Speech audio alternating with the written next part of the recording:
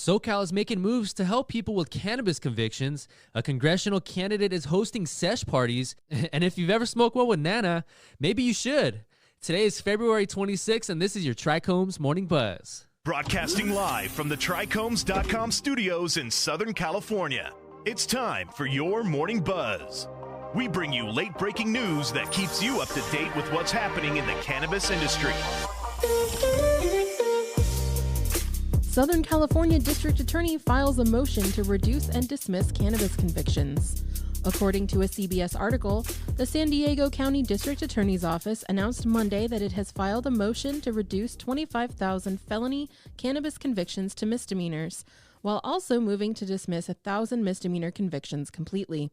The DA's office says it has reduced or dismissed more than 1,600 cannabis-related convictions since 2016 when Proposition 64 was voted into law, which legalized medical cannabis sales in California.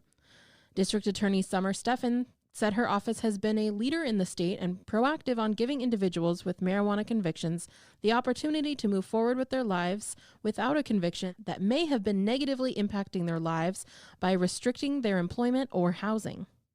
Apparently, an Illinois candidate for Congress is passing out the good stuff at campaign events. According to MaryJane.com, an Illinois candidate for Congress has made changing the conversation around cannabis a key theme for his campaign, and he isn't shy about sharing that stance with voters. Democratic congressional candidate Anthony Clark is a special education teacher in Chicago and an Air Force veteran. He says that he experimented with cannabis in high school and then began using it therapeutically after being injured in a shooting in Seattle.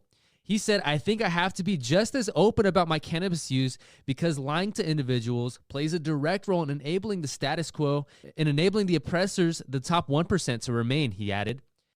At a campaign event held last week, one he's calling the first ever congressional weed party in Chicago, Clark encouraged voters to partake in cannabis and shots of alcohol. Clark's run against incumbent Democratic Representative Danny Davis has been endorsed by the Chicago Sun-Times, which wrote that the 7th District, quote, deserves a representative who is impatient to change the world, which might be Clark's best trait. Clark also ran for the seat 2 years ago, winning 26% of the primary vote. Cannabis use is on a steady rise in older adults in the U.S. This may mean that Grandma's famous cookie recipe may be a little different than it used to be. According to a report from the Journal of the American Medical Association, the number of senior citizens in America who smoke cannabis or use edibles had increased drastically in recent years. The study estimates that cannabis use among adults aged 65 or older grew by as much as 75% between 2015 and 2018. Researchers used data from the National Survey on Drug Use and Health, an annual survey that asks Americans of all ages to self-report their drug use. In 2006, only 0.4% of seniors said they used cannabis in the past year. In 2015, that percentage grew to 2.4%, and by 2018, it rose to 4.2%. Speaking of cannabis-friendly seniors, University of Iowa is seeking senior patients for a medical cannabis study. An article from High Times says University of Iowa is planning to conduct a study to find out if cannabis increases the risk of falling for older patients. Thorsten Rudroff, a professor in the Department of Neurology at the University of Iowa's Carver College of Medicine, is currently looking for volunteers between the ages of 50 and 80 to participate in the study, which will examine whether cannabis use creates a greater risk in them falling. The study will feature 2 pools of individuals, those who do use cannabis and those who do not.